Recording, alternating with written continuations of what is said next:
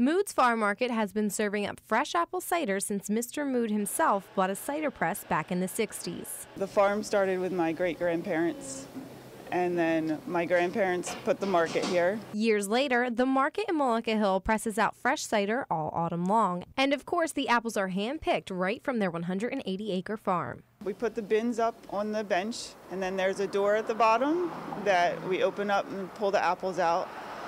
They go along the conveyor belt, and we pick out any rotten ones, and then they go through the washer. Next, the apples go through this machine where they're grinded up and sent to go through the rollers to squeeze out all the cider. The pulp goes one way, and the cider goes into a holding tank. But first, one final attempt is made to get all the pulp out of the cider at this big roller. Once enough cider fills the holding tank, the Cider Shore machine works its magic. It's cold pasteurization, so it's treated with UV light, and it's not heated up, so the flavor's still the same. This process gets rid of any bacteria that apples may have and sends it to the final tank where it sits until it reaches the perfect temperature. We make sure it's cold, like 34 degrees, and then we'll bottle it.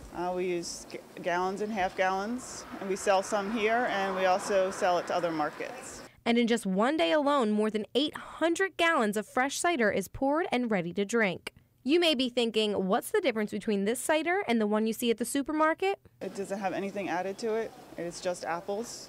Keep it refrigerated and it'll last about 2 weeks. We do have a lot of faithful customers, and they tell us that they like our cider the best. Chris Mann was buying her apple cider today and couldn't help but agree. Mood cider is the very best. I could buy some right by my house, but it's not as good as this. Theirs is really the best. So. And after all that hard work, here's the final product. It's also even made into apple cider donuts. Now, let's give it a little bit of a taste.